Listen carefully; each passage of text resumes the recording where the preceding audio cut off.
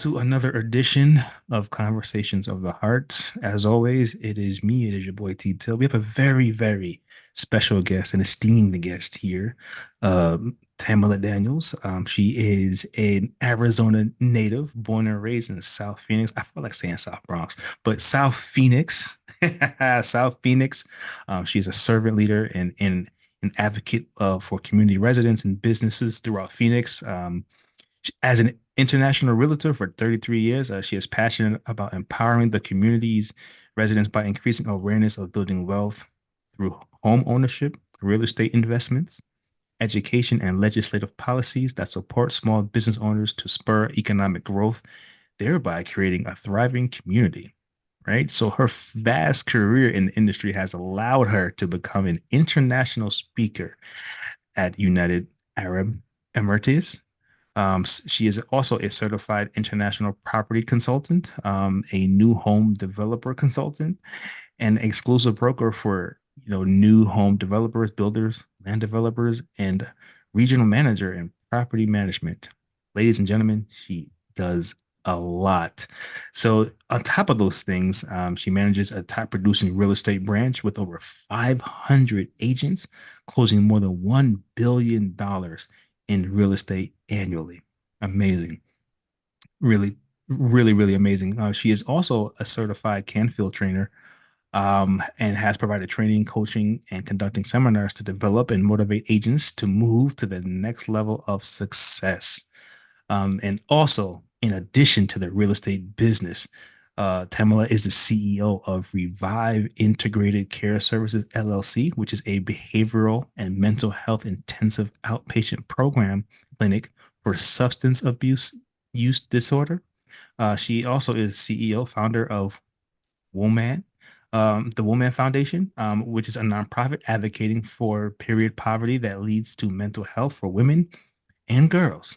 She is a community leader as she is on the executive board of directors at the Ebony House Inc., chair for City of Phoenix of South Mountain Village Planning and Zoning Committee, excuse me. She is a facilitator, a mentor for young entrepreneurs. That's YEA, Young Entrepreneurs Academy. But also in her leisure, she loves to traveling. She loves to travel globally, teeing up on the golf course. We're going to talk about that.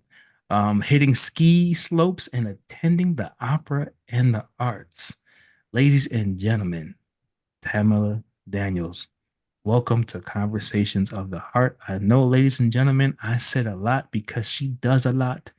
And first of all, I just want to say thank you. Appreciate you for doing the show and having a conversation that we're about to get into. But before we do that, I said a lot. But for the people who don't know who you are, just tell them a little bit about you, and who you are. Well, thank you for the pleasure to come over here and speak with you and chop it up for the evening. Just as you said, I'm just a very humble person. I love serving the community in the capacities that I do. If that's definitely real estate, because I love giving people the opportunity to build wealth for the next generation. I think it's very important, and also making sure we have very nice affordable homes as well, so that first-time home buyers have the opportunity to enter into the market and change the dynamics of their families going forward. But then that other part of that is the ministry that I do, working with women and girls, and so that is to ensure that we have women be able to speak up for their basic needs and their rights, Mhm. especially in regards to healthcare, being an advocate, and also just serving the community at large. I believe that when you have healthy families, you have thriving communities, and we have a generation of people and leave a legacy behind for everyone. Mm, I love that. And I guess we're gonna start here, real estate. So, where I live, and there's tons of real estate agents, right? But what really got me about you and your profile was, of course, being an international property consultant and a new home developer consultant, right? Um, these are things that I was like, wow, like that's really different. Because normally it's, oh, I'm a real estate agent. Hit me up if you want this house. Cool, right? There's tons of them where I am. You know where I am. There's tons of them. They normally work for a builder, things like that, right? And so, you know, I want to know more about you becoming a certified international property consultant and a new home developer consultant. What was that process like? Because I know you got to take an exam to even be a real estate agent. So what prompted you to want to go this route? Well, I've been licensed since 1991, so getting ready to hit my 34th year. And of Congratulations. course, in real estate, thank you so much. So, of course, in real estate, we all work with buyers and sellers, right? Because that's how we work in the world, and that's how we help families either move up or down or get their first home, right? Hmm. But in that process, I had an opportunity to meet with a private developer, and in that experience, we laugh about it because I remember our broker was like, "Oh, he's just trying to get information from me." I was like, "Well, I got plenty of time." And so we laugh about it because after that, I actually ended up working with him with 14 different projects. And so in that capacity, I just learned a lot. And I knew that when I stepped into designing subdivisions, working with private developers, actually having them present their concept to me, and then me being able to look at that concept and actually bring it to life, is where I could see that my natural passion and gift flowed. So I literally can see it, hear what they want, and then I can actually see the colors. I can see the floor plans. I can see what should go into that. And then I start creating a marketing plan about who is the actual buyers that this project should attract. And so it's just been a blessing that I've been able to work in that capacity and then work with land developers and consult with them as well. That also tiered off to the fact that I was in Dubai. I went to Dubai as a US delegate and had the opportunity to become licensed there in Dubai and represent 5 different developers over in Dubai and Abu Dhabi. Wow. There's a lot of money over there in Abu Dhabi now. That much I do know. That much I They do do know. have a lot. It is very beautiful over there. Actually, I have several friends that live there now and they're living their best life. It's a Wow. wonderful place to live. Absolutely. Well, so being an international realtor, right? What if somebody, let's just say they worked for a developer, I don't know, Pulte, whatever the case is. And they say, you know what, Tamala, I want to become an international realtor. How do I do that?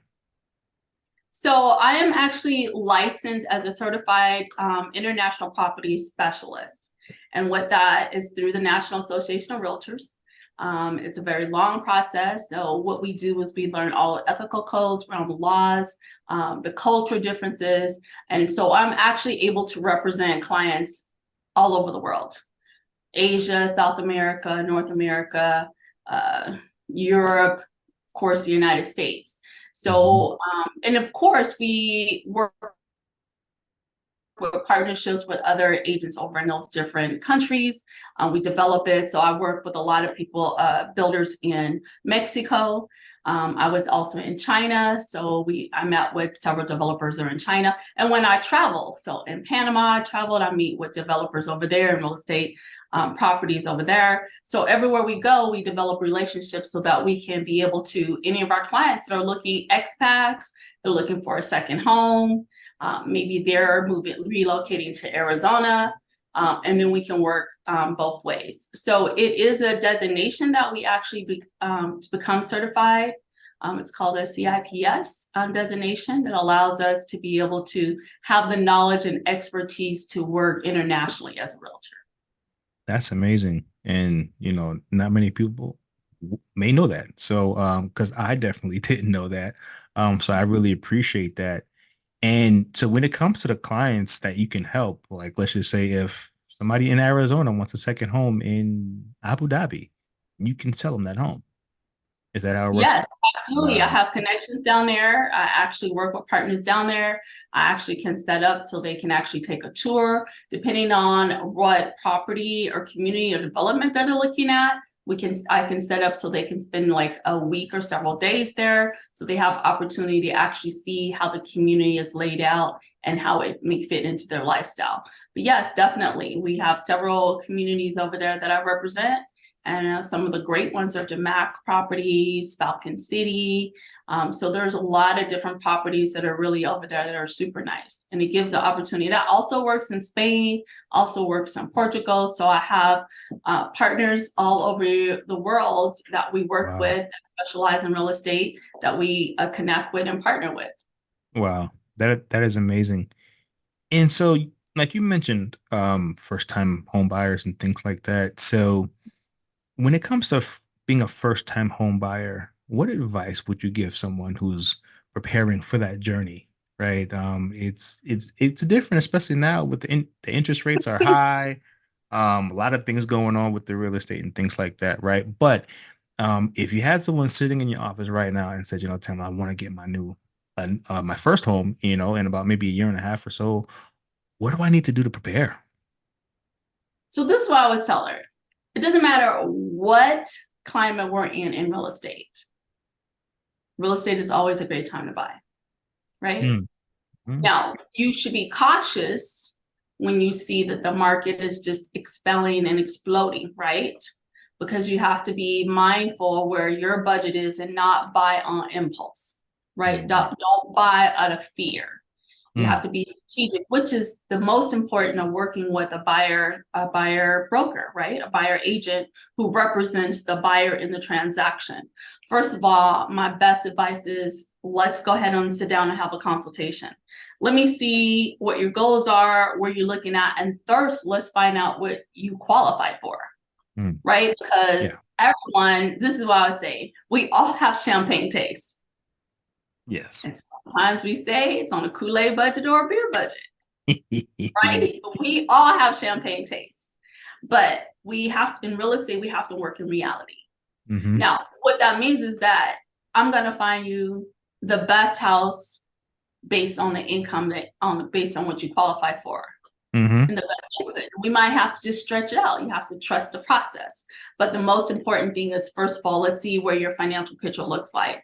Let's meet with a reputable lender. Let them qualify you and tell you where you're at financially, what are some pitfalls, and what you can do to make it better, right? And then we go back and say, financially, do you have money in the bank? Money in the bank is very important because Hmm. your financial picture looks solid, right? Plus, Right. you have to account for your down payment. You have to account for closing costs.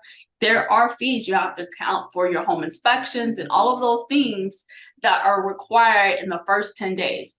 As soon as your contract gets accepted, I need your earnest deposit, which is 1% of the purchase price, right? So say you have Mm-hmm. 400,000, that's $4,000. We have a 10-day inspection period. I need you to pay for your home inspection, not on the Hmm. 10th day. I need it before that so we can have time enough to negotiate, look at repairs. We might need additional home inspections on special, certain electrical, roofing, and stuff like that. It could be a sewer, it could be any of those things that require additional inspections. So you need to have those funds available and ready. Mm. Also, sometimes people say, I have one or the other, I don't have both. Okay, so let's look at if there's some down payment assistance programs. There are some down assistance programs here in Arizona that could be up $100,000 or more that you can use towards down Wow. payment, reducing your principal mortgage and closing costs, and buying down the interest rates. I always laugh when people say, oh, the interest rates are so high. I'm Mm. like, well, in 2005, interest rates were 6%. Mm. When I started selling real estate, it was 11%, and people were still buying houses. Mm. Right? We just have hit this very historical low interest rate, 2, 3, 4%, and everyone's a little spoiled in that, thinking that that's how it should be. Well, that's not how it always has been. And Right. interest rate fluctuates based on what's happening in the economy and the time, right? Hmm. So, but there's some new home builders now that are buying down the interest rates to 4.9%. So Mm. it's beautiful, right? Right. And I It's think, just what's the power. right. And that's the education. And that's what I mean, the education that you can bestow upon your clients and us, the listeners, on those things, right? Because some people may not know that there are companies and organizations that will give up to $100,000, right, towards down payments and closing costs and things like that, right? Heck, even if people give 50,000, people would be, I'm sure, greatly appreciative, right? Now, definitely there are some parameters in that, Of but it's course. all about knowing what the programs are, understanding, trying to be a little flexible. What is your end goal? What are your needs? And I try to coach clients on your first house doesn't have to be the mansion. A lot of Yeah. times people get stuck on they're not going to buy a house so they can afford, this dream house in their mind. Well, the whole idea is get what you can afford that's nice and that you can enjoy Yeah. and that you can build equity on and then sell to keep moving up, right? Sell or rent it, right? Yeah. And that depends on your financial package, what you can financially afford. And because, renting, people's like, oh, just rent it out. Well, if that tenant don't pay, you got two mortgages. Right. 100%. And if they have You're right. damages, you got damages too. So you have to be mindful and Yeah. really, just plan it out. And it is a good thing to have that first starter home and then later be able to keep that as a rental to cash flow for you and stuff like Mm-hmm. that. But it should cash flow, right? a Cash. hundred percent. It Nah, should cash. nah, you 100% right. So so right now, you really work for an organization that really is successful, right? Because as I said earlier, $1 billion, $1 billion in real estate annually. That's a Yeah, lot of so money. I managed a office, a real estate Hmm. office, that had up to 500 agents in it. Agents. Yeah. So that was in that part of my field. So my career has been very Hmm. expansive in the real Yeah. estate industry. So that Wow. was part of my life at one point in Hmm. life. But my new life and expertise, where I focus my career at, is new home development, Hmm. designing subdivisions for private developers Right. and also more in global real estate. So those are where my new directions are more focused at. That was what I used to do, and I Hmm. have done that. So it allows for a lot of understanding, right? Right. So we're always mentoring. And I love mentoring people, mentoring other agents when those opportunities have come. And I Hmm. used to be a certified real estate instructor, so I taught 39 curriculums. So it's always nice to share, especially when you have the experience and other additional knowledge. Right. And the reason why I brought up, with when you were working in, that time of your life, that $1 billion, right? That because when people say being a real estate agent is hard, right? Like it's hard work, right? It's a grind, right? It's sales. Like we know what it is, right? But with you working in an organization that reached that peak of success, right? And here's and the reason why I'm asking is because I want to get this out to my real estate agents out there, right? What do you think, from your bird's eye view and from your leadership, was the reason why that branch was so successful and why those real estate agents were so successful? What made them so successful? First of all, I tell this to everyone. Real estate agents, it's a professional career, Yeah. right? So it is like any other job where we have to show up at an office. You have to make a decision to show Hmm. up at the office, do the work. You're working sales, you work in marketing, you work in relationships, right? You're doing follow up, you want repeat customers, you want referral. So we're literally working it like a job, like a business. And so that's why it's successful, why you see so many agents that are successful. And there's a lot of agents that are not successful, Right. right? And I think that the more we as professional real estate agents educate the public in the capacity that we serve and the expertise that we serve in, it allows those customers that see and understand and respect our profession for us to be able to excel. And that's in any career, right? You have in any career that happens.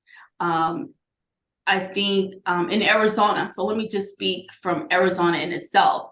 Arizona, part of our Arizona Constitution, real estate agents who pass the real estate test and become licensed actually allowed to practice only in real estate law for contract negotiation and real estate purchase and sale. Hmm. So that's part of our constitution that allows us to work in that capacity to advise in a real estate, to understand real estate law. Wow. Only in that Right. area, Only. not anything else. Right. Look, not anything else. Our job is to then refer to those other experts, Mm-hmm. right? But Mm-hmm. real estate in itself is a dog dog world. We have different schedules, right? Yes. But we work when we're working our grind, we're at the office. Some agents are at the office at 5 o'clock. Some agents are at the office at 7 o'clock. Some agents, and we're continuously like on call, right? Because the client wants to know that we're available to speak to them, Mm-hmm. to advise them, to counsel them, because we're dealing with emotions, we're dealing with financial assets, we're dealing with the largest purchase asset in their lives, right? Mm-hmm. And we work not only just in residential, but we work in commercial as well. So those are big purchases that require us to really be able to be hands-on and provide the expertise and counseling on that. So it's a very serious profession. And for the people who are making it successful, that means that every day we're on a grind. We're looking up, we're researching, we're comparing, Mm-hmm. we're reading CC&Rs, we're reading title commitments to ensure that there's no easements or legalities that will affect the property new ownership. We're always advising in regards to who's maybe some are our lenders when we're looking at over things. Now, we're still going to refer you back to your lender. And if there's additional questions, we may have to refer you to an attorney when it comes to how that's going to set up on your trust, what works best for your trust to protect your assets and stuff like that. But we cover all that, and we're in the inspections, we're consulting on the inspections. We're not the inspector, but we are consulting, and our job Right. is to make sure that we provide you with the due diligence that you need in order to make that happen and feel safe in that environment. Oh, I love that. A lot of insight there, a lot of education, guys. So please listen and be clear. So when it comes to the real estate game, you have a lot of passion. Like when I hear you talk, it almost makes me want to get up in the game, like the real No, estate come game. on and Like, join us. hold on, right? But You don't have no weekends. No, no, I'm just joking. that is that's very We do true. block it out. We have to block it out. We have to have balance sometimes, but it does stretch over. Absolutely. What do you love about this business so much? You have no idea how exciting it is to have a client that you consult with Mm-hmm. and hear their vision, you hear what their goals are, you hear where they're trying to go and what they're trying to do. That doesn't matter if someone's retiring and they're downsizing and they're starting a whole new chapter in their life, or it's their first home, or they have a first home but they're expanding their family, right? Or the other thing is when people are relocating because of job or they have an illness or something, that Yeah. they're having to make these different decisions. This is the most profound. It feels like your purpose and you're working in your gift when you're able to identify properties of what they explained about their lifestyle. Mm. That's the gift that we have, and especially our very successful ones, that they're able to hear what people are saying, and then we have the gift to go find that complements their lifestyle. Mm. Right? Because some people Mm. say, oh, I need a 5-bedroom house and I have to have a 2-story and it has to have a pool. Right? Yeah. And then they buy the opposite. They buy a single level without a pool, because we know that when they walk in the house, because we have to learn personalities, we have to learn body language, we have to see Mm. what house actually makes them come to life. Mm.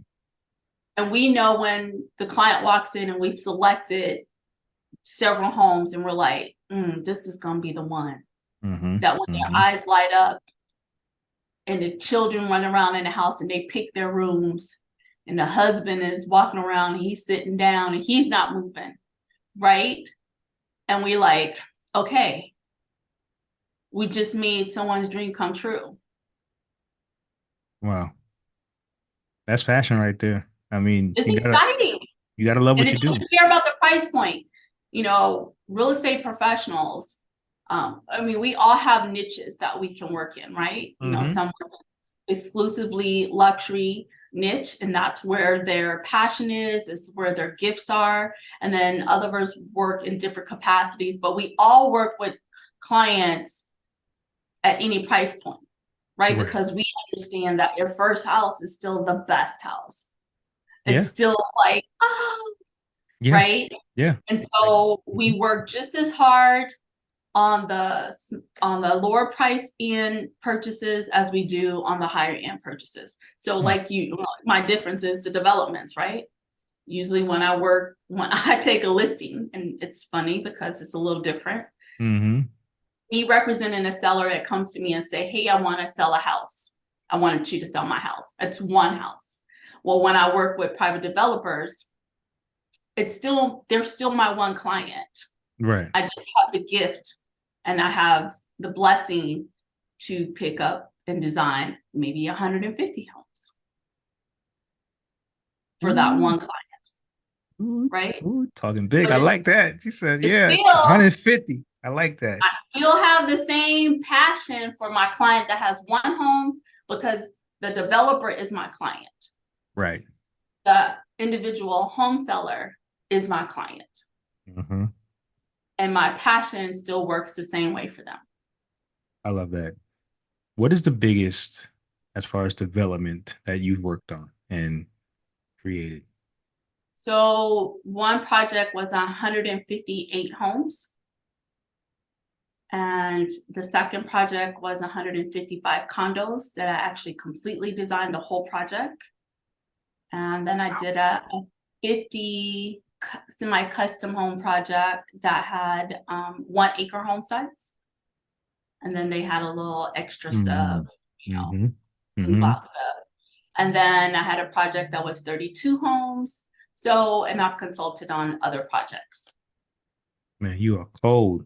I'm not gonna lie to you. You cold with it. Like that. No, I mean that's accomplishments, right? I think these are things and these are gifts, like you said, to have the vision to design, right? 158, right? Like that's a Yeah. beautiful thing. Like that is, I mean, and that is an amazing gift. And so being also, I gotta be proud of you because also you look like me, and to see no real Not a talk lot. because when you see somebody who is as gifted and as passionate about this business and about this industry, who's had a lot of success, right? You gotta pay homage and say, man, like you are paving the way for other people, for the younger generations, for somebody to follow you to say, oh, she did 158, I might do 300, right? Right, and but they see in you. So, thank you for that. Thank you for that. Thank you so much. But I will tell you that even though those projects are, of course, a feather in my cap and I love it, and I Yeah. know that I'm operating my gift when I'm designing them, it Mm-hmm. is so nice when I have one of the buyers that'll call me that I've sold them a home inside the subdivision. Because not only do Mm. I design the subdivision, I'm the exclusive agent for the projects to sell the individual homes. You getting it on So both ends. so when the one of those buyers that actually I sold one of the homes calls me Mm-hmm. and was like they were thinking about me, they have a question. It is one of the most rewarding things to know that I still had a profound effect on them, and that they're grateful and they're Yeah. happy, and that they still feel comfortable enough to call me years later and ask me a question or ask for help, and I'll go over and meet with them and do whatever we have to do to solve whatever, answer any questions they have or solve or say, let's look at this. Mm-hmm. Wow.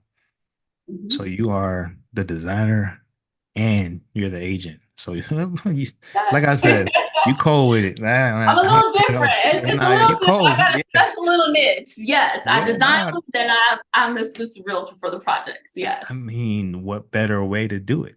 I mean, I Mhm. get it. We always Um, say you don't get no sleep. I tell people, realtors don't sleep. And when we vacation when we can create balance in our lives, right? When we learn to right, create balance in that. right. But Mm-hmm. we work hard, we just work different. Right. And you get it from both ends because you are the designer and you sell. So That yeah, hey, listen, you a double threat. Like, yeah, hey. And I'm about to get into the triple threat, because um outside of the real estate game, that you've been crushing for over 30 years. You do have something that's really dear to my heart. And you do have some mental health programs, so you have a behavioral and mental health intensive outpatient program clinic. So I really want to get into that, and it is called Revive Integrated Care Services. So, what made you go into that? What made you say, "Hey, you know what?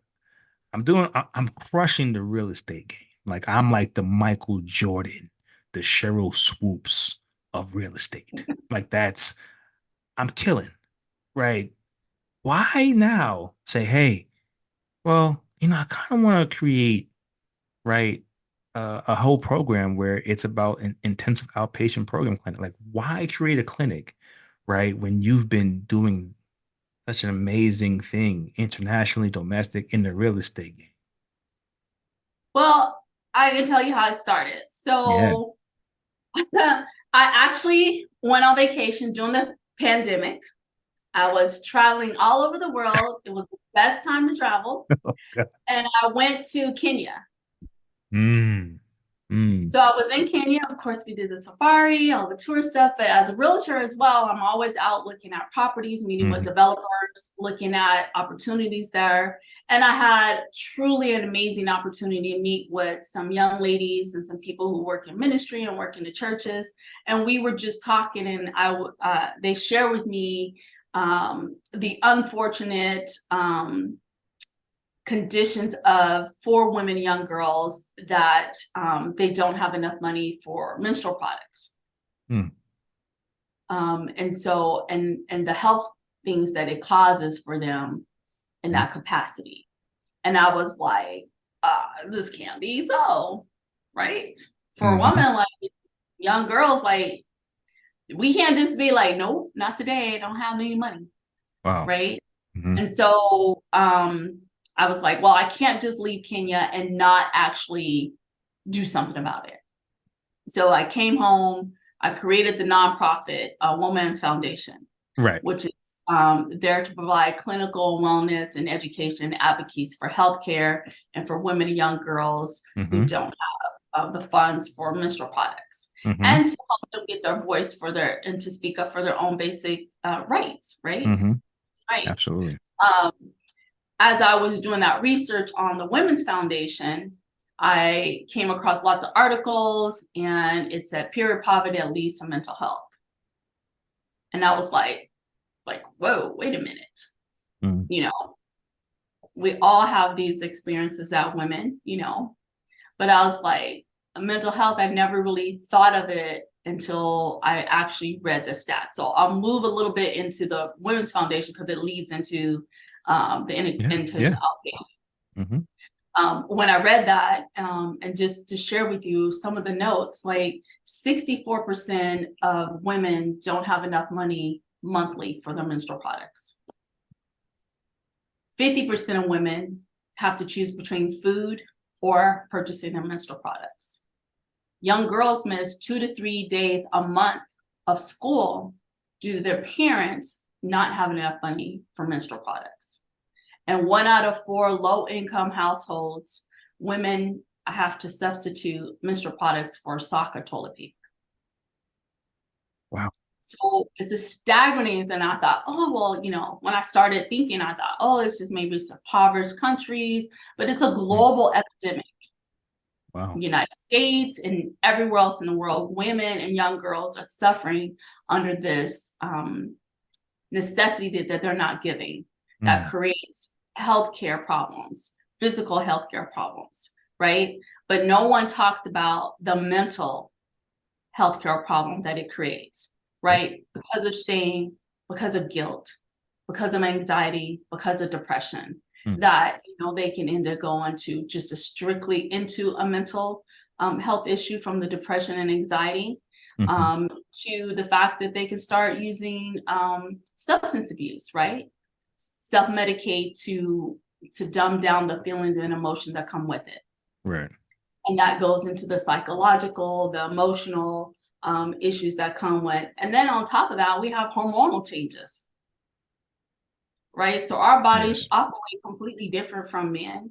And we seem to not have that conversation. And then with the assault on women's health care and women's rights on how to take care of our bodies, it seems to be more impactful to the fact that they're not even thinking that the most common thing that women and young girls have to go through because their body was created to have this change every month.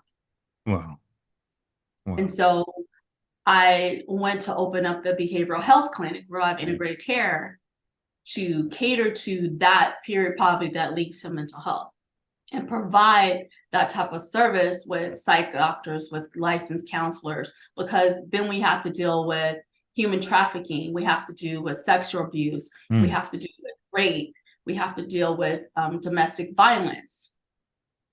And so I wanted to create a space that works with the mental health on that to help women. But then I'm like, we have to help the whole family, mm, and helping the whole family integrated, revive integrated healthcare actually works to heal the whole family, men and women. So I work with adults in the clinic and we deal with substance abuse. We deal, sometimes we have to deal with suicidal ideations. mm, We have to deal with trauma, childhood trauma, mm. right? Yes. So we're dealing with sexual assault on young on men as well and young Hmm. boys. So we have to deal with that, and also, generational stuff that happens.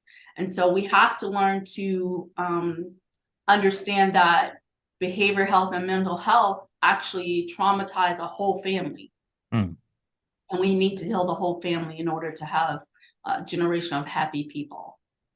And the Yes. other study that I learned is that kids thrive the most when they have happy mothers, Mm, not the man in the house raising them, not a two-parent household.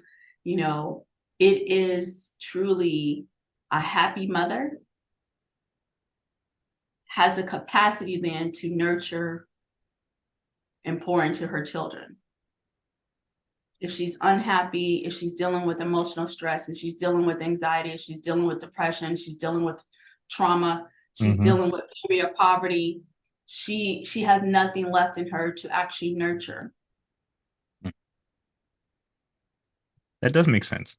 Um, Yeah. that definitely does make sense. Lots of different uh, outrageous stats when it comes to the period poverty and things like that. That a lot of people don't know, right? Because I think we take it for granted, and in a lot of different places, we just take it for granted. And even in here, it's a problem. So I'm glad that you're doing something, with your Woman Foundation, about it, because I know that that could lead to a lot of mental health things, like you said, lack of confidence, embarrassment, things like that, and lack of knowledge too. I think and you're the second person that I've had on my show that has brought out a lot of these statistics about period poverty, and I'm like, it's so crazy that we take this for granted even here. Um, so so thank you for doing that, especially, and thank you for being a voice for, period poverty and a voice for women, especially. Um, so when it comes to to revive, right? One, I love the name, first of all, um, Thank you. because it's like, hey, I'm gonna revive you back to health, right? And the one thing that people always talk about is financial and generational wealth, right? Yes. And what I talk about is generational mental health wealth, right? A Right. lot. Because sometimes it doesn't matter how much money you have in the world. A lot of people are committing suicide and they could be millionaires, right? Or Yes. kids of millionaires, or whatever the case is. People are struggling with whatever that is for them. And some people believe, oh, because you have money, what's your problem? You got millions of dollars. Millionaires got problems too, and maybe a lot more, and maybe a lot more than you, right? I think the esteemed Biggie said, "More money, more problems," right? But um, but at the same time, attacking these things, right? Unpacking the trauma, unpacking, and unlearning unhealthy behaviors and things like that, expressing themselves, getting it out, talking, right? So what kind of services do you provide at your clinic? So we actually work with family education and parenting. We teach them psychoeducation, a lot of coping skills, life skills. We're teaching them about healthy boundaries. All of us um, have problems with boundaries and setting healthy Yep. boundaries. And that could be from you raised by narcissistic parents, Mm, right? It's a mm, big conversation that's out there, right? We also are going to teach about or provide family support groups. We do counseling with licensed counselors for mm. social work counseling, substance abuse counseling. We Wow. have clinical directors. We have a psych doctor that meets with our clients because uh, sometimes people have a hard time with saying, especially a psych doctor, right? Yes, yes, But indeed. that's their expertise to understand and listen to you to see if there's a chemical imbalance Mm, that's not allowing you to think clearly or have these high anxieties or depression. And so sometimes once we meet with a psych doctor, they will prescribe some medication and they'll give us a diagnosis of how for us to teach around that and to make sure that we're pinpointing those things, right? Because sometimes you do need to correct the chemical imbalance that's happening, especially for people who are dealing with suicidal ideation, right? right. So we have to be very mindful of that and understand that we're dealing with substance abuse, we're dealing with learning how to not go into relapse, how to be sober, how to make right choices, how to think through things. Mm, The biggest thing that we see in the behavioral health industry is trauma. yes. Trauma leads to a plethora of adult behavior, right? It shows up in your adult life, it shows up in your relationships, right? And Yes. so you think, wow, that person is just so aggressive. Why they're so aggressive? Why they're so mean to their mate or blah, blah, blah. Well, sometimes people are dealing with abandonment Mm, as a child, right? And we're like, but they're 60 and they still do. Well, what happens, they never had an opportunity to heal, right? So what age did the trauma happen? That trauma could have happened at 7. hmm. So physically, age-wise, they're 35, they're Yeah. 40, but emotionally, they're 6 or 7, Ooh. right? They're Yes, 6 or indeed. 7. And Hmm. so when you have um, people dealing with trauma that they haven't actually healed from, Hmm. and it takes a while for you to get through those layers, right? It's like peeling an onion back, right? Yep. Yep. Because people have a, oops.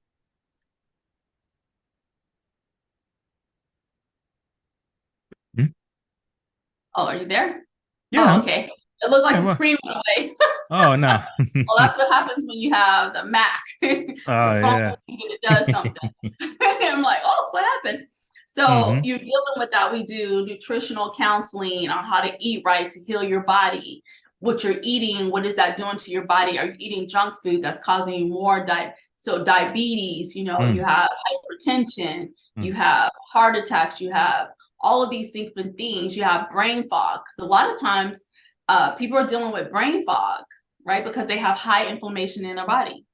They mm. might even know they don't have that they have an autoimmune disease that's causing them to have high inflammation, Wow. that their body is under attack 24/7, right? Mm, So we have to help them get to the root cause of some of those things. And then as we're dealing with them getting off substance abuse, alcohol, drugs, there's a plethora of things that are out there now that are causing a lot of people to lose their way.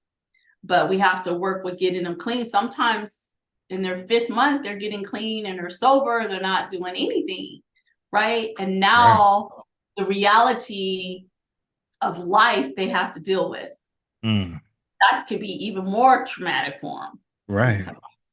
Right. Because, Because it's what do you do, right? It's one yes, thing to put certain things into practice, like in a place, but then once you go out into the real world, when it's real life things happen to you, Mm-hmm. Now it's like you practicing in real time what you've learned, what you've gotten through. And Yes. sometimes it's not so easy. That's not so easy. Yes. And that's, like I said, just an example. A parent leaves, right? Kids feel abandoned. It doesn't matter if it's the father or the mother, right? Mm-hmm. That trauma, no matter who helped raise them with lots of love, everything under the sun, that abandonment issue shows up in their adult life. It shows up Mm-hmm. in their life. Some Yeah. people handle it, some people are more aggressive, right? Some people, they start taking out okay, just say from a man perspective, they're Mm-hmm. abandoned by their mother, Mm-hmm. right? So they could be the person that is always like, you're gonna leave me, so I might as well just do whatever I'm gonna do because get it out the way. I'll leave you first, Mm-hmm. right? Mm-hmm. Or it's that transfer of energy. They're mad at their mom for abandoning them, and so they transfer the energy to the woman that they love the most next to them. Mm-hmm. Yep. That happens on the woman's side too, right? Yes. Abandonment, sexual assault. It's Mm-hmm. all of these things that happen that they're traumatized at a young age that they never had the opportunity to deal with. And Yeah. so You're right. depression and anxiety are all of those things that come into play, which is why a lot of times people go to substance abuse. Yes. They start to self-medicate, right? They're trying to Mm-hmm. dumb down their emotions, their feelings, or they go to alcohol.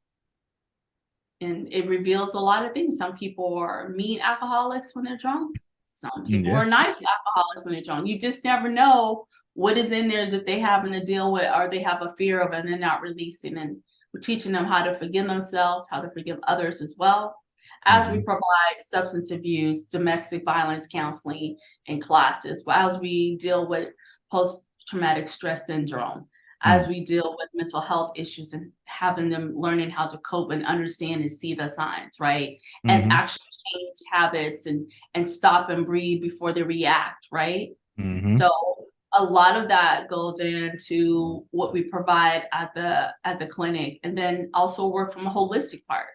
As I said, I'm Native American healing certified. Mm-hmm. So medicine wheel and 12 steps, warrior down programs. We do AA at the clinic. Mm-hmm. So we provide parenting, family parenting counseling. We also Mm-hmm. do children and not actually children because we work with young adults, right? Right. 18, right? But we actually provide all those services to be able to provide a healed family Right. because that's Oh, important, oh, it's right? Because super important. it could be one child that's I always laugh. I say there's only one in a family, Yeah. right? We're all in the same household, same parents, same things that are going on. Maybe there's 3 kids, right? Mm-hmm. Mm-hmm. Each kid is going to respond to the trauma differently. You have the one that needs all the attention, they're having the outbursts, and usually the families gravitate to the one that's screaming and Mm-hmm. hollering the most. Then you have another child who wants to be the savior and make sure everybody's happy, Yep. but they're drowning in the trauma as well. They're just not Mm-hmm. as vocal. And then you have one that seems like, they look like they're okay, but I'm not quite sure they're okay, right? And Yeah. they may be doing external things like trying to be the best basketball player, the Mm. best, all of those things, right, as an Yep. outlet. But they're Yep. all dealing with the trauma differently. It's just a matter, are we addressing those and are the families allowing themselves to heal and forgive themselves, right? A For the hundred failures. percent. 100%. And Mm-hmm. I'm glad that you're focused on families because and traumas because the one thing that grinds my gears and the one thing that I've always hated, and I don't say hate often, but I really hated this when that saying that the old school people had back in the day, what happens in this house stays in this house. And Yes. I always say that's never true because unless you just have trauma in one house as a husband and wife, they don't have any kids, then yes, that may be it. But if you have trauma in that house and you have children, those kids are gonna go off and get into their own home. And if you have multiple children, now they're gonna be pushed out into those multiple houses, and then they're gonna have kids taking their trauma, putting it in those multiple houses, and now you have great grandkids, grandkids sprouting out all over the place in various different homes, right? Probably buying from you, right? And so, but the trauma. has spread at this point, right? And it's passed Absolutely. down from generation to generation to generation to generation, right? And Generational that curses. and this is where we're at. So what you're doing, I call it God's work, right? I It, call it something that is needed because there's a mental health crisis that we have here, especially we here in the do. United States. Um, and so what you're doing is you're opening doors, you're healing homes. I mean, something with homes with you, like you're healing homes, you're designing homes, you're selling homes. Like you're doing everything when it comes to the home. And so that in it of itself is a blessing and you're doing God's work. And I really want to commend you for doing this because you don't have to. I mean, like I said, you have a great career. And really and truly, right? When people have a great career, they don't have to go off and do anything with a nonprofit.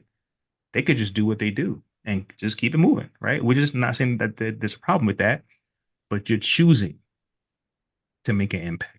You're choosing to be a voice. You're choosing to provide opportunities for people to heal their homes. And that is something, again, to be commended. So thank you for that. Um, Thank you. And there's a lot of us out here and our sisters and brothers out here, they're actually doing the work throughout the United States, right? And of course, mhm, across the world. I think that we are in a climate where we really have to focus on this yes. because we have a large homeless population that we already had. Mm, That's been exacerbated with the things that have been happening in Arizona with mhm, the behavioral health and medical fraud billing and all mhm, of the things that happen here that's increased the capacity of homelessness out on the streets mm, with mhm. people who are dealing with mental issues and substance abuse, right? Yes. Um, it's unfortunate, but we hope that in that capacity that we actually start to remember the human side of it, Mhm. right? Yes. Unfortunately, people think about the money, either it goes to extreme and it goes swings to the other pendulum. And unfortunately, it's the human bodies that are left as collateral damage, as A in hundred war, percent. A right? hundred percent. So I definitely uh, take my hats off to everyone who's working in this capacity, all of the medical industry and the licensed counselors that choose this profession, the behavioral health techs that choose this profession, the facilitators, the peer support specialists, all of them that work in this capacity to give back into the community, and a lot of things that they do outside of their jobs in the office from 9 to 5 that they're doing Mm-hmm. out in the community just to help and service the community at need capacity. So it's definitely a God mission.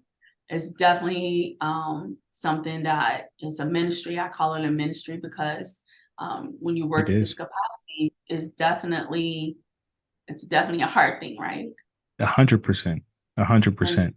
thank you for, definitely having the podcast that can highlight this and address some of the issues and bring it out there that people, we have some of the actresses that are speaking up on this about their mental health issue so that we can stop stigmatizing, especially within our culture, right? Ooh, ooh, Especially within especially. Oh, especially especially. within our, right? It's That hard we living. Yeah, that we have to understand that, no one has to be so strong to act like Superman or Superwoman, right? Mm-hmm. Because when we try to carry the world on our shoulders by ourselves, and sometimes we are raised in a generation of what happens in the house stays in the house. And there can be really, really bad things that happen in a house, right? Yes. Sexual Very. assault, from domestic violence, Yes. from any type of substance abuse, alcoholism, narcissism. You Mm-hmm. know, Mm-hmm. domestic violence, people only think of physical touch as domestic violence. Yeah. They don't think of the emotional and the verbal abuse that Mm-hmm. comes with domestic violence, right? Mm-hmm. I have to So look up this. go Yeah, ahead. I have to look up the stat, but I forgot the number, but when it said that with the amount of sexual assaults that come from someone that you know, right? That a It's woman amazing. knows or man knows, right? Yes. Somebody that they know that could have been in the house, family member. It is Yes. astounding. Yeah. Babysitter, uncle. I never thought in my life, but the auntie, It's crazy how that's coming out a lot. yes, Even and and even more in the, crazy enough, like we always do hear about the uncle, right? But the auntie, and then now like the teachers, the like the nanny, women, like the women the teachers women are teachers. on fleek. Like you're hearing a lot about this now, and it's like, And you know, the sad part about this is, okay, so you think about this. For women, there's an uproar, right? It's always an uproar, always, right? yeah. Hmm. And it should be, Yes, right? yes, What unfortunate is that there's not an uproar when it happens to young boys. no, no. Because if a woman is a sexual predator to a young boy, there's like this inner circle of high five, Yes, like, oh, right? yeah, you He did bagged that. up, he Yeah, bagged yeah, her, he bagged the old lady, he got him a right, cougar, right. right? But no one talks about it when he's 6, even at 13 and 14, Yes, right? 7, the things that happen to them via the woman or via a man, yes, right? Because it's an yes, embarrassment for a man to talk about that. yes. The same thing applies to domestic violence when men are abused by the woman in their lives, Mm-hmm. physically and emotionally and Yeah, verbally, right? yeah, yeah. But It it's not looks safe for it them to looks go out and say she been beating my ass. it because it's Hey, gonna sound every time I crazy, come around, she popping me upside my head. Man, what happened to your head? Man, I hit the wall. right? And it's either you almost got two options. It's either you physically defend yourself and then you end up in jail, right? I think that's the thing you think about. If I defend myself, it's a possibility I can go to jail because this could be flipped on me, right? Or you say something and then you're going to be ridiculed either way. Soft. Or you're dealing with childhood trauma, Mm-hmm. or maybe what the reflection of the house was in the household, you think is love. Mm. If they Mm-hmm. ain't yelling at you, then they Mm-hmm. must not love me Mm-hmm. because that's what I saw. Yep, that was mirrored for And me. that Yeah. Yeah. works on either gender, right? And so Yes. we talk about, what we tend to understand and learn more is that childhood trauma has to do a lot with adult behavior. Mm. A lot to do with the adult behavior and what they allowed. We just may mask it a little better, right? We just may mask it a little bit if we haven't done the work. Yeah. Yeah. If And I we haven't think done the as work, yes, and as adults, we quote unquote mask it until we can't anymore, right? And I think it always sometimes shows up. the trauma can end up being physically, unfortunately, medically, physically imposing sicknesses, diseases, things like that can happen, right? But I think for adults, we do things to mask it. So, Yeah, we're high performers there's at work, right? High performers at you work, and you took the don't know words right out of my mouth. you're a Yes. high performer at work. You're a boisterous, out in the public. As soon as you get home, you're in anxiety and depression, and you're having Hmm. suicidal thoughts, Yes. Yes. right? You're And a yeah. high performer to counteract it. Hmm. You go from project to project. Oh, you know what? Oh, so I'm a high achiever here. So I'm gonna go now here. I'm gonna start this project. I'm gonna do this. I'm gonna do everything I can so that I don't have to address this thing. Right? I'm Yes, gonna overwork myself.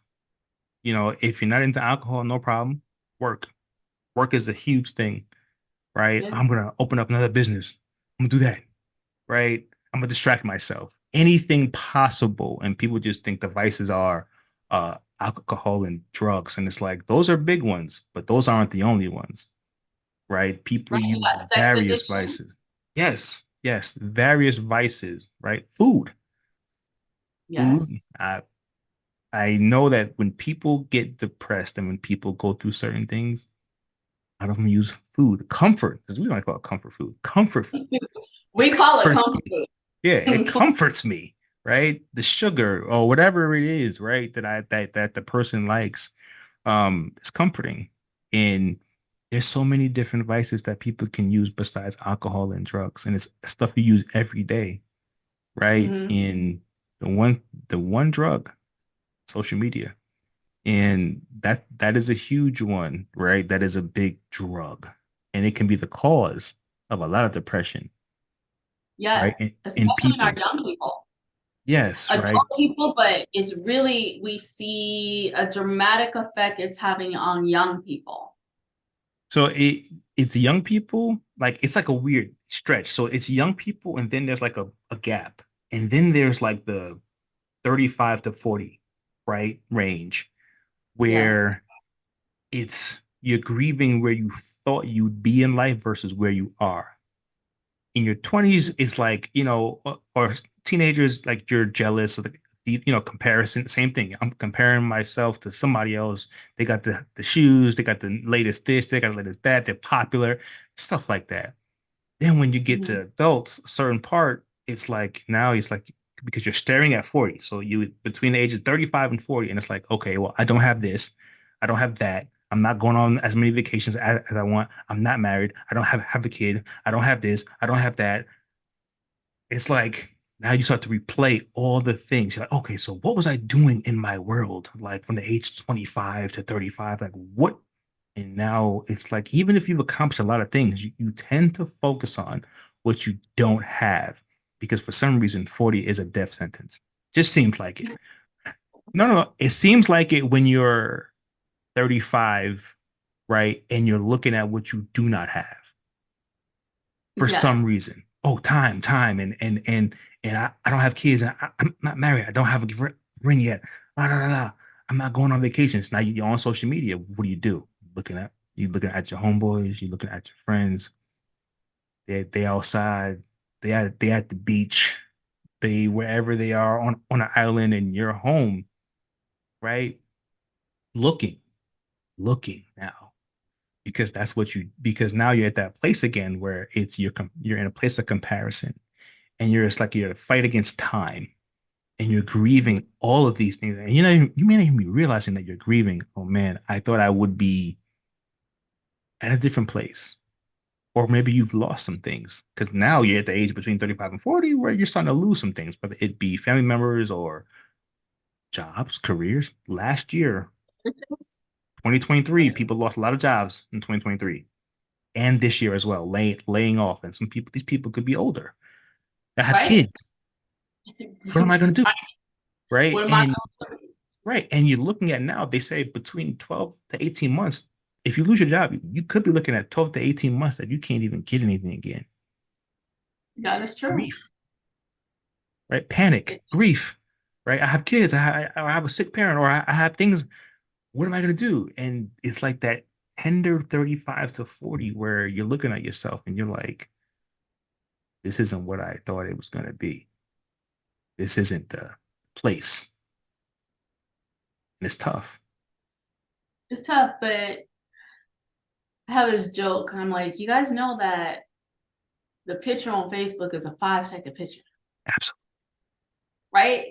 Yes. There's a lot of people who take great shots on Facebook and they still commit suicide, 100%. right? You Mm-hmm. have, I mean, you can think about is it Miss USA or Miss America young lady Mm-hmm. that drove up 15th floor? Yes. Look at Robin Williams. Yes. He has all the money, all the success, and he commits suicide. The young Yeah. dancer that worked with Ellen, Yes. Mm-hmm. right? And you're like, what in the Yeah. world? Yeah. But we're still they're dealing with their own unforgiveness. Yes. They're dealing with not being able to forgive someone who hurt them because they never was able to talk about it. Mm-hmm. They didn't have the tools to process it. And they didn't have the capacity to know that they had to go back to something because a lot Mm-hmm. of times we block out things, right? Yes. So we do have that young group. We have that group between 35 and 40 that think that they should have arrived somewhere because society has made it like if you had all this material stuff, that's when you arrive. If you got a couple honeys, right? Or you got the baddest kid, you got the baddest car, you got this, you know, you reached income levels at whatever, because somehow just there's a phantom number out here. And I'm like, you know, like there's a 1%. Yeah, these numbers people are 1%. saying is it's Like a crazy. 1%. I'm not saying you can't make good money and you can't make six figures. I'm just saying that there's a certain category at some point where you're like 1%. That's 1% of the United States that's making that kind of money, Right. right? And living that kind Right. of life. And we love seeing it. Yes. It should inspire you to continue to pursue your dreams to Yes. get there. But it not should be if you're not there with them at that time, then you're not successful, Mm-hmm. right? And And there's a lot yeah. of people on Instagram that are lying too, Oh, yes. Talk about it. but they're lying. They're lying. They're lying to us. They're lying. When you look at numbers, right, they tell a different story. I think the US, I think the last time I checked, is in about $1.2 trillion in consumer debt, not housing debt, consumer debt, right? So a lot of stuff you see online, people's doing, a lot of it could be putting on credit cards, right? Doesn't mean that they're responsible. So a lot of times you think you being responsible, like you eating at home or you just not going anywhere and people outside, but they could be spending in a different way, right? Not saying that it's necessarily the most responsible way. A lot of people, when you look at sickness rates and things like that, these numbers are high. They don't lie, right? They don't. The divorce rates high. They ain't lying, right? So when you look at all of these things, and when you look at social media, everybody's balling. Everybody has a successful marriage. Everybody has a successful business. Everybody has success, success, success. And you're looking at this stuff 24/7. Like, I wish this were me. I wish it was, Like, that's a real that's thing. just today. That's just today. That's and you because I think people forgot, first of all, social media is part of marketing. Oh, yes. It's all about marketing what you want to portray to the world. Mm-hmm. Because nobody's going to be putting on there that they're dealing with depression today, Mm-hmm. that they suck today, Yeah. right? No, they ain't trying to say that. Some people do, and then when they do, they get ridiculed for it. Well, but then Why some you online people complaining? think about the mental health part of that. Yes. Some people need validation. Mm-hmm. And they thought if they share because they have the likes and the so-called friends, high number, that they thought maybe they would have compassion. And so think Mm. about it. You post some real life stuff that's not all in a glitz and glamour, and people are saying something crazy on there, and Yes. then now they're in another tailspin mentally. Yep. They thought everybody was their friend, Mm-hmm. right? Those social media would turn on you so fast. It's Well, a slippery slope. It's yeah. very much a slippery slope. So also it's very addicting. So social media is very addicting. So you have a lot of Yes. people going through withdrawals if they can't get onto their social media. Mm. I don't know what's going to happen with that, because a whole bunch of people are probably going to be in a tailspin with TikTok going to be shut down, right? Yeah. And you think about all the information that is feeding is not necessarily educational unless you choose. You have to force your social media and like and follow the ones Yes. that you think are educational, inspirational, right? And then Yes. you have to block out all the other crazy stuff and kind of hide. I didn't ask for this, You have to do a lot in order to have a more positive social media feed that pops up, right? Yeah. I So had to block a few it accounts takes work, myself. Yeah. right? It takes work to manage your own social media just to keep the negative stuff out. Right. But we have to learn to teach people to stop trying to be the Joneses, Mm. right? And Because even the and that's an old Joneses, school saying too. It's like keeping up with the Joneses, right? keep it simple, But right? the crazy thing is, back in the day, that meant like maybe somebody you saw, maybe a neighbor, or maybe somebody. Now we're getting it at a astronomical rate when it comes to social media. The Joneses is the 2,000 people you following. That's a lot It's of somebody that information. lives 2,000 miles away, right? It's not even someone you're going to see on a regular basis. So why is that even part of your thing where you have to compete with them? And I think the good book says thief is the comparison of joy, right? You know, and so it's just it's it's hard, right? I think it's hard. Like when you are I don't even think I said that right. But nevertheless, it was something like that to where it's when you are comparing yourself, right? And you're robbing yourself of joy. Um, Yes. and so, but people, it's a human thing to look at what you want. And when people are doing it, it's like you're looking at yourself and saying, well, why can't this be me? And that's a huge thing A lot of that people people are ain't doing. willing to do work. Look at Jeff Bezos, Elon Musk. I mean, they like make millions. I mean, like, it's just ridiculous, right? Mm-hmm. Are we willing to do the work they do? Mm-hmm. Right? They put a lot of sacrifice in, and they think and study and read and create, and they fail at some things. You don't never know. Some people don't even make it their first true business to the Mm-hmm. 55. Like you And 40 and you mad because you're not you at 55, your thing could pop. that's the craziest thing. And but people don't really understand. I watched something with I think it was while Morgan Freeman were like they did a timeline of his money. And it was like he Mm-hmm. was into his like 45, 50, like where he was just starting to just and Morgan Freeman been, he love him, you know what I mean? But he's been to me like the uncle since I was born, right? Like he's been that, right? But Yeah. it took him a long time. Same thing I think with even Samuel L. Jackson or whoever it is, right? But I think we're in an era Martha where Stewart. Martha yes, Stewart was 50. right. Right. But we're in the era though where we're also seeing things fast, right? Like think about this. Samuel L. Jackson, Morgan Freeman didn't see people get money this fast.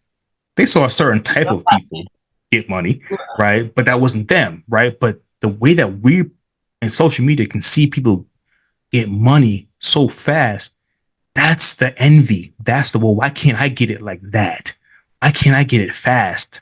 Right. And I think that's where that depression comes in, that comparison comes in.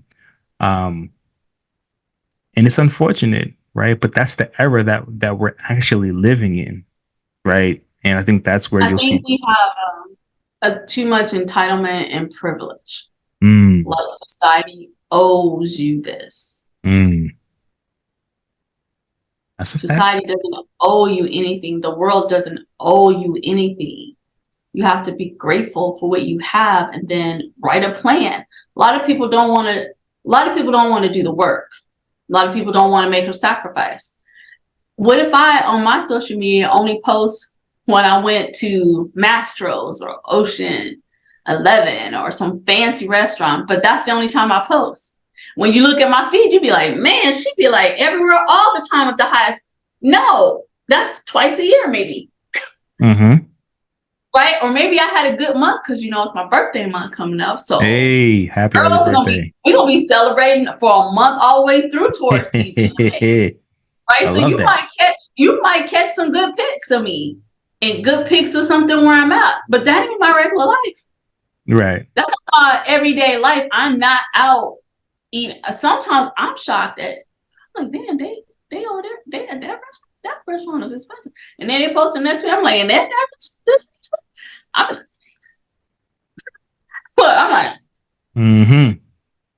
like They about living. $1,500 just on no dinner nights, right? We. And so I'm not saying that people can't afford it because there are a lot of people who can, but there's also a Yes. lot of people who maybe they're not saving. And I'm like, why don't you buy a house? Or why don't you work on investing that money in a business?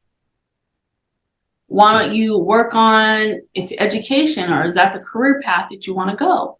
Like, why are we need to reinvest our money and dollars into things that we can create a legacy with. Yeah. And nothing is instant. If that's the case, I mean, they say that most businesses, people fail in their creations and their inventions and their business 50 times before they make it. Yep.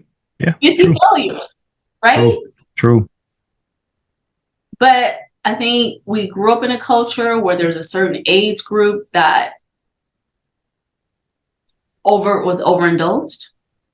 And then you Mm. have this younger generation that definitely is overindulged. Mm-hmm. And money did flow a lot. We have several years where money flowed, was generated a lot, right? A lot Yeah. of wealth was generated quickly. Yeah. Yeah. And people just assume, I mean, I talked to some young people and they want the house that their parents have. I'm like, your parents are 50 plus. Do Mm-hmm. you know what they had at your age was a box? Yeah. But Yeah. they want the life that their parents have already because they grew up in this custom luxury life, right? Mm-hmm. They Yes. think that they go into these jobs thinking that they should make the max. Like, you know that That's not most reality. that is not reality. And we see that happening today. And so we see, even though we have a great job economy and job workforce happening and low unemployment, we do see right now that large corporations have been closing down Laying sites. off. Like Walgreens closed down like 30 state nationally. You Mm-hmm. have CVS closed down a bunch of them. You have all these different companies that are closing down. Now, we know the pandemic caused a lot of that, right? And Yes. we can't have collective amnesia about that. That Yes. there's going to be some residual effects to people now have to readjust. But Mm-hmm. then we also have, I was kind of cheering on where during the COVID, you had people say, I'm worth more than this. Mm. And I believe they should fight for more. Do I think some of it is outrageous? Yeah. But do I think that the minimum wage rate is doable when people are not even getting raises to meet inflation? And the housing market is Yes. continually exploding. The rental market is continuing exploding. Mm-hmm. You're crushing the everyday working person, Right. which is creating more mental problems. Big time. Mm-hmm. And Big that's why time. you have the acting out. That's why you have the social media. That's why you have all of these things and people thinking they're going to get revalidation and acceptance through social media by having this large book of friends, right? And a large book. And so you have teenagers, young adults, mid-range adults, where if they're not getting likes on their posts or comments, they're changing the post because they have to redo something to get likes. You see Yeah. that. I mean, I was shocked to know that OnlyFans was, but first of all, figuring out what it was and the fact that it can hit up on social media, on Facebook. I was like, wow, that's very interesting. TikTok, Yeah. you might as well just call it an OnlyFans screen on some of the stuff that Yeah. happens, right? I'm So like, they people made how making much? money on OnlyFans. People are like clearing millions on 2 million. OnlyFans. Crazy. I know somebody 2 million. People are I clearing was $1 like, million, millions of you're dollars like on 20. OnlyFans. I'm like, what you do for that? Did I miss something? Yeah, right? But they So, live but in. then that's Yeah. the age, right? But then what does that do to a society? So we talk about mental health, right? Yes. Trauma. We talk Yeah. about the emotional intelligence, where they're emotionally intelligent at, Yes. right? What are their Yes. emotional age? What is their actual physical age? Absolutely. This is where you see it manifest in social media. Mm-hmm. Mm-hmm. This is Yeah. where you see that manifest in social media. This is where that extra trauma comes in. This is where that anxiety comes in. This is where not knowing your self-worth comes in. This is where that Mm. depression comes in. Mm. This is where we talk about overthinking. That's future tripping, right? It's a tag word, future tripping. It ain't even Mm. happened yet, but you just thought about all the worst scenarios of what you're never going to have, Wow. Wow. right? True. True. So very, very true.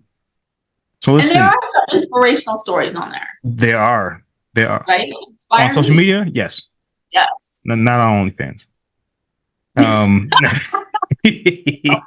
money look good, but I The don't money know. look incredibly good. I remember a friend of mine said, "You know what? I hate that I have morals." She was like, I really hate that I have morals because the money I can make on OnlyFans. She was like, and I'm stuck in this. I'm I'm stuck in this stuck here. day job. Yeah, I'm stuck in this day job. She said, if I didn't have no morals, she said, I'd be a millionaire on from OnlyFans right now. Right? And I come back to my regular job, or something, I create something.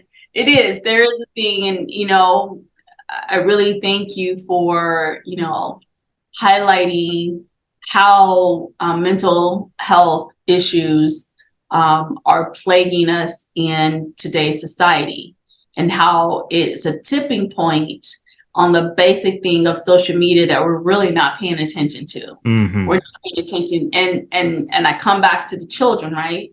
Mm. Come back to the children because they're on social media, Yes, they are. and we had bullies in school, right? I mean, Oh, we all grew yes. up, right? That's not a new concept. No, It is a new concept when they can put it on social media, and now millions of people see it and a million people can comment, that's the thing. right? Yes, There, that's there is embarrassing. this, yeah, and then you have people that in high school. Well, we always had contests of who looked the cutest, who's the coolest. What's the group, what's the nerd group. You have all those things, but now it's even more heightened on social media, Yes. right? Yes. Fitting in, you're not fitting in. You can't even fit in on social media, Yes. right? People creating these ultra egos on social media, not even being their true selves. And then when they get off, Mm-hmm. they're exhausted. Yep. And people reading the comments too about what they're saying about you, right? Because now you may not be the cool kid, quote unquote. Now you might be in the future, but it's like you're reading these things about you that's not even true because people get on social media and just be and say mean things. And now you're at the tender age of whatever, 12, 13, or whatever the case is. And you're reading these things thinking that this is really me. Man, people 18-year-olds, think like college this. students. You got Yeah. college students that are traumatized through social media, and there's impacting how they think about themselves, the Mm. psychology behind what's happening. And because no one's actually dealing with their childhood trauma, because everyone is trying to just live out their life, no one's talking, no one's trying to connect, right? Yes. And then we have people that their parents were traumatized. So you got traumatized, traumatized, traumatized. Everyone's traumatized. And not us necessarily could it be like a really horrible trauma. To some people, divorce happening in their parents' life Mm-hmm. Mm-hmm. could be an altering trauma at their young age or their teenagers. You have some teenagers that when their parents get divorced are like traumatized, right? 100%. A And 100%. so and alcohol is so big, like in college and high schools. Like I'm Yeah. confused. It's always been that way. I'm confused on the sexual behavior at 10-year-olds Oh yeah. being pregnant. Yeah. I'm like, what? Who? What? Right? There's so much sexualized things that we are in a society of addiction. That's very true. And it's like kids have a eye gate to things that so early on that I guess our parents, I could just speak for me, that my parents and that generation protected you from, right? Because it's like, well, no, I don't want you watching that. I don't want you listening to that. I don't want you seeing that, right? Now Yes. it's like the access it's like unlimited, and it's like it's just normal. If Like, boys had a Playboy magazine, y'all thought y'all was man, the listen, jackpot, right? And the now it's hidden. stuff you had to do to The go one see. that was hidden, right? Secret society. I'm talking like, like hold on, like you guys gotta have a stash. Like you built a stash to like try to, you know what I mean? Like Buried you, under the tree trunk, yeah, like you and your boys, in like, tin oh, all foil. right, look, this is where it's gonna be hidden up under the dirt in this box. All right, look, it's like the stuff the hoops you had to go through, right? Like you literally had to go. Now, I might be dating myself here, but you had to go to a video store, right? Yes, And it had the regular stuff in the front, right? So you had to almost take the walk of shame to go to the back area with the black curtain. You wasn't like you was like, you know what? I'm gonna just cop a regular movie. I'm gonna turn back around because it's like what's staring you in the face is that walk of shame as soon as because it's right there, but you got to walk all that long hallway to get to that section, right? And you know you're not supposed to be in that section, right? So it's like sometimes you're like, you know, I'm good, I'm good. This right, I'm good. I think I'm gonna just head out. Now you don't have to go anywhere.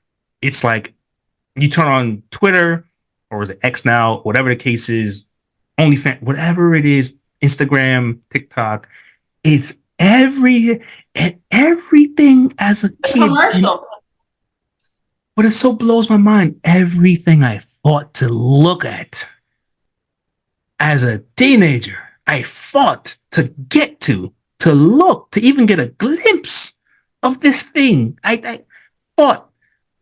You fought shame. You fought. Man, you fought because you know your parents is you. You try to fight it. You like, oh my god, like it was like unbelievable the hoops The you had to get Matrix to to get just to to it. get to this thing. And now teenagers is easily accessible for everyone. Young kids, young, 10, Young. 10. And there was a thing article I was reading on pornography. Mm-hmm. And this goes to our young adults, 30s, 40s. Mm-hmm.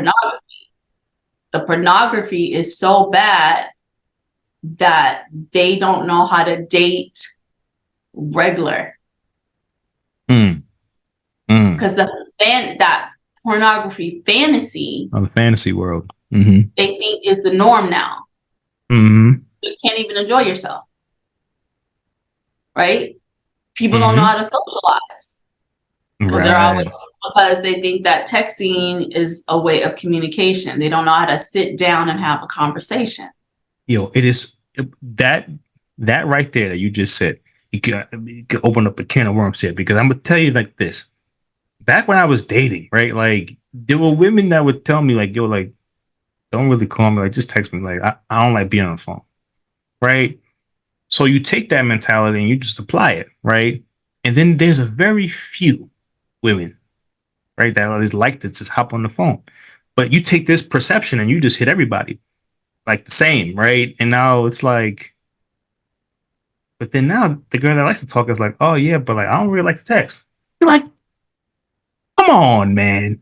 Like, like, come on now. Wait a minute now. Like, you got something all like most of my dating world says I don't like talking on the phone. Then like the one or two, it's like, oh, I don't like texting.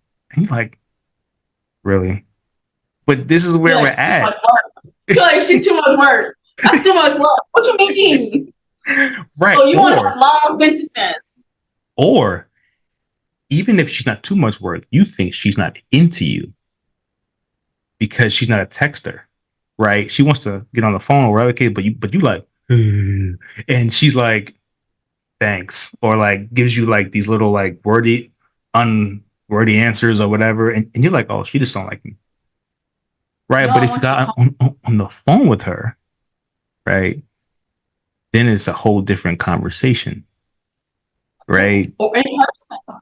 But these are the dating problems though, because it's just you've been so used to just texting people because they tell you don't call me, text me, or just tell me where to meet you. I'd rather talk to you in person. I'm not a phone person. Like it's so many different things, and then you just like, oh, I'm tired. You're like, I'm good. I'm supposed to stay home. You hear a lot of this happening in today's Yes, society. You do hear a lot of that, and it's I think also it's causing a lot of mental issues as well. People just don't talk about it. People, yes. you hear this whole thing. Women always say, "Ain't no good men out there." It's been like our talk, we want what I want. Been We saying that want what I want, right? since the Flintstone But ages. it's Yeah. really different when you hear men say, "Ain't no women out there." Oh yeah. Like I'm listen. At least for that's a shock for me. And I'm like, you just have to ask a woman out. No, Like, no, no, no. So it's the same. So the difference is when there's women out there. There's women out there. But when we talk about good women, that's two different things. And I think the difference is every woman thinks they're good. They got Well, the everyone no, but this is the problem. There's lack of self-awareness here. you And I'm said the telling you, self-awareness, the lack of.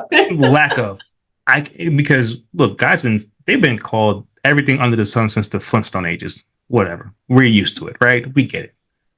But let me tell you, as someone who has dated women, because I ask women, do you date women? No. I'm not asking you. I'm saying, but some people are like, do you date women? No. So how do you know what it's like to date women? Right? Because the one thing that's different is friendship and relationship is different. Like if I hook up two of my friends together, I said, listen, this person is a good friend to me. I do not know what it is That they like to date somebody, to date them, because that could be two different things, right? Just because you're a good mother doesn't mean you're a good wife. Just because you're a good father doesn't mean you're a good husband. There's different things in this world here. So I'm like, I think they're a good friend to me. I think they're solid. I like their character, but I don't know because people bring in things to relationships. They bring in baggage. They bring in all types of that's true. crazy stuff. Sometimes you'll never see it because oh, my homegirl's bad. She's pretty. She all this and that, and she crazy, right? But you won't Right. know that because you No, don't because date her. and people actually bring their representatives. Right, right. They And that's absolutely on do. both sides. On both Yes, sides, being their yes. representative. And that also has to do, I talk a lot about this in the clinic about soul ties, Mm, mm, big, right? major. Yeah. Because soul ties is a spiritual thing as well. Mm-hmm. And so you're bringing all of that energy that other your relationships or past relationships that they have. Yes. And you bring and you don't know why all of a sudden you're acting crazy or you acting this kind of way. Well, then maybe it was a hookup you had, right? Mm-hmm. Maybe it's the person you're dating because they have trauma that they haven't shared with you. So you don't know that energy. Yes. That shows up in relationships. You're like, Yes. man, I'm a good man, that's a good person. Why they trying to trigger me to be crazy? Yeah. Maybe You, that's how they think love is supposed to be. When you're too nice, they uncomfortable. let me tell you. Yeah. But they make you crazy because that's what they grew up in. That's what they realize. That's what they associate with Yep. being loved Love. based on childhood behaviors that they saw. 100%. Right? They I think want something different. They just convert. They just turn you into crazy a hundred. because that's how they feel love. You see You it happen on both all the ways. time. All the time. But I say a lot of times you could have a healthy relationship if you realize you ain't who you think you are. You You know what tell I'm the truth. saying? Because everybody thinks they on. Like every guy, I'm this, I'm that, my sex is this, is that, and I mean, whoop de whoop. All women too. Oh yeah, I'm this, and I got the golden ticket. Oh, it's gonna listen. Come on now. Like if we all the way honest, both of y'all ain't all the way right. Y'all need some work. But I think we come into these things with like, I am all knowing. I am this thing. I am the best. And Yes. confidence is one thing, right? But in relationships, you have to work together with somebody. So maybe as an individual, you're the best, but maybe in a relationship, you're a terrorist. You know what Right. I'm saying? Well, Because maybe because you're self-absorbed, maybe you're a workaholic, whatever maybe that is, you have, what do they call it? disrespectful. Attachment problems. Maybe you don't know how to express yourself. You think Yes. sex is showing love. You think money Yes. is showing love. You think Yes. it's a great provider, but you don't spend no quality time. You don't even know what your own love language is, so don't want to learn how to love you, right? Accurate. Mm-hmm. People they like, well, I love receiving gifts, so I give gifts. Well, that person means maybe theirs is acts of service. They like for you Yes. to do things. a Or hundred maybe they percent. like quality time. Mm-hmm. We date generically. We date like we're like everyone is the same, right? And it's Yes. really not. You know what I'm saying? You have to take the time to learn your person and to know that sometimes you're gonna have to give a little and to know that you're not always right. And I think when you can give yourself that and say, hey, you know what, T, like maybe it's me. Maybe I need to grow up in certain areas of life. Maybe I'm not all that I think I am. And that's okay. And that's where therapy to me is key. Individual therapy, because in therapy will always remove the mask of who you think you are and show you who you really are. And if you can get to that point, relationships can be a lot easier, because then you'll say, oh, you know what? Man, so this was pretty ugly. I was ugly over here. I didn't have a good spirit over here. I talked to you crazy. I was a bad communicator. I wasn't allowing you to help me, right? And I think there's a lot of things in marriages and relationships where, oh, the man doesn't really want to help around the house. No, a lot of men will help around the house, but let me tell you why they don't. Because you want to control everything. If you don't do it how I do it, then don't worry about it. Then okay, cool. Then so don't worry about it. But if you allow this person to help, right? See how they do things, right? Learn how to what works for the house. But don't say, oh, this is how my mama did it. This is how I do it. This is the best. We clean the best. This, that, and the everything. It gets crazy. But what works for you guys, right? If you have a person who's willing to help, a man who's willing to help around the house, he's willing to do this. He may not do it like you. So what? Grow up. It doesn't matter at a point, because when you have kids and stuff like that, oh, that whole, oh, but you didn't fold it like this. Yeah, no, when you have some kids and they terrorizing the house and they're going like this, and your husband wants to You get better be something glad it's off of you. washed. You better be glad it's washed. But we also, what's important too, and another thing that we teach at the outpatient is healthy boundaries. Yes.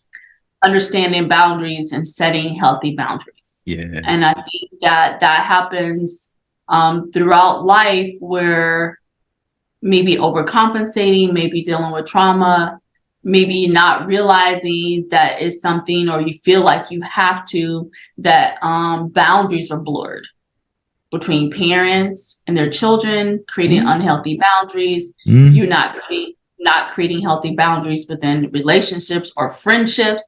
It doesn't have to be in relationships where it's a intimate relationship. It could be, platonic. It could be friendships, right? It could be coworkers.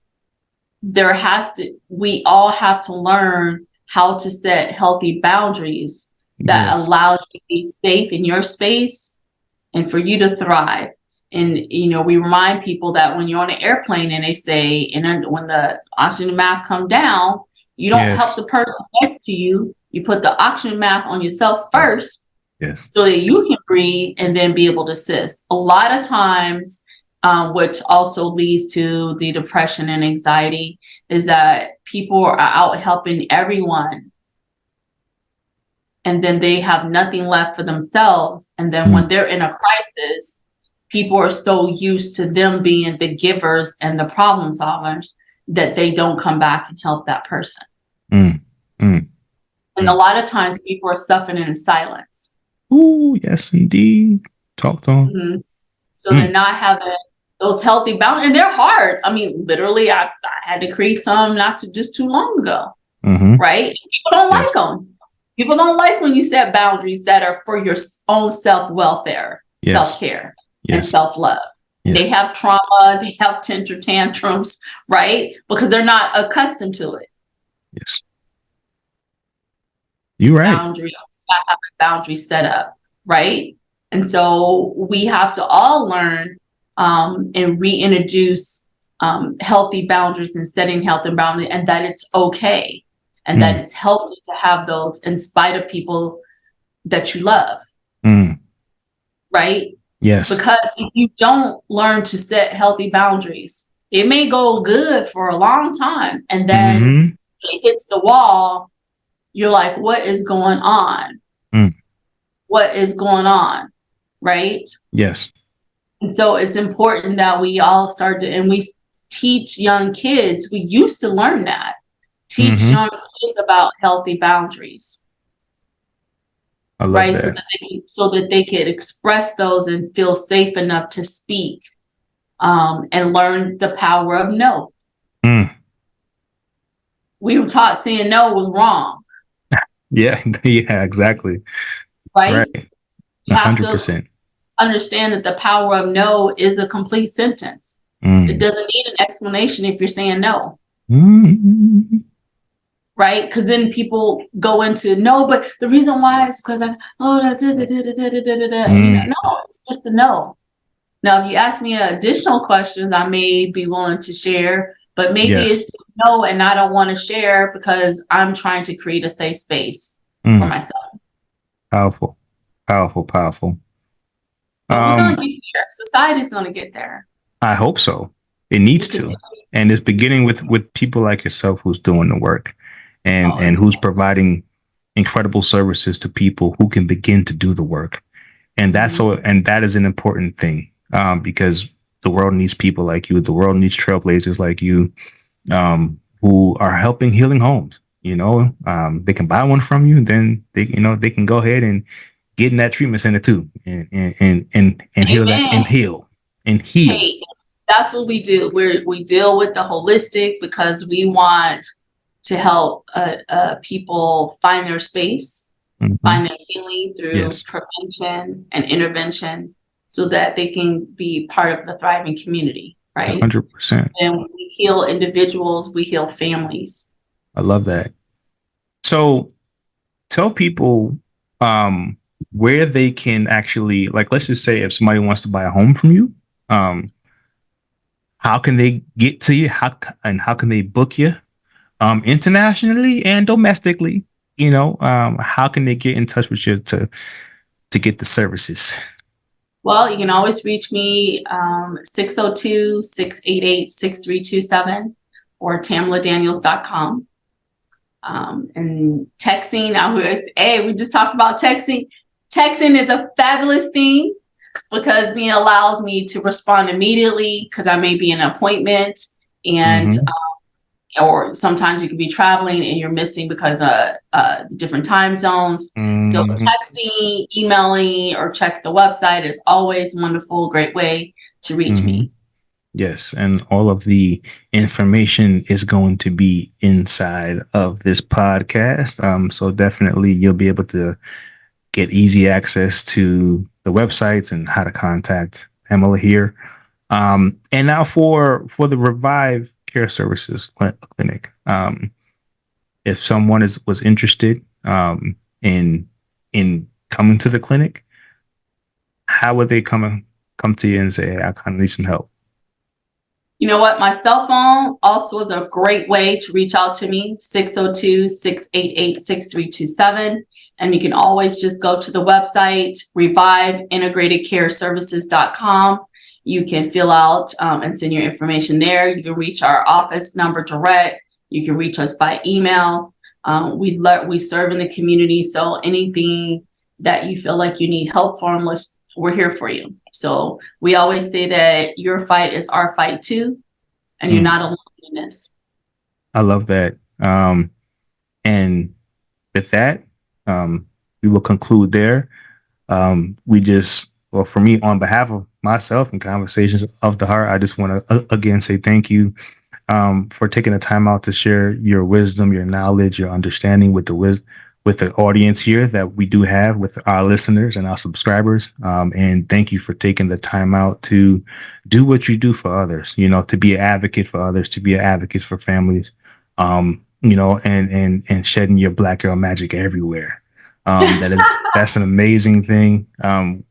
I love to see it, and I highlight that because everyone else gets highlighted, but to see someone like yourself, a black woman, powerful black woman, that is in this space doing amazing work and doing the selfless work that you're doing is to be celebrated and it is to be honored. Um, and thank you for the work that you do in the real estate game too, and thank you for showing people and us that that it can happen for you. Think outside the box. Hard work pays off. And thank you for being that light for other little black girls and other little girls in general, to come behind you and say, "Oh, I want to do that." Right. And so thank you for being that example. And thank you for being on the show. Oh, thank you. I'm such an honor. Thank you so much, and continued success with you, and continue to share and reach out giving the voices out there to make sure that we definitely serve the underserved communities and give people their power and their voice back. It's very important in this time to make sure that people understand that their voice is important and they need to speak up and fight for their civil rights. You know, it's always very important, and that's in regards to housing, that's in regards to healthcare, that's in regards to your actual vote.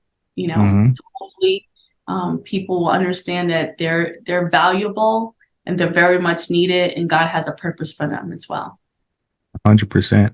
And on that note, we will see you next week. This has been another episode of Conversations of the Heart. Again, it is your boy T Till. Thank you again, Tamala, for stopping by, and we'll see you next week. Peace. See you next week.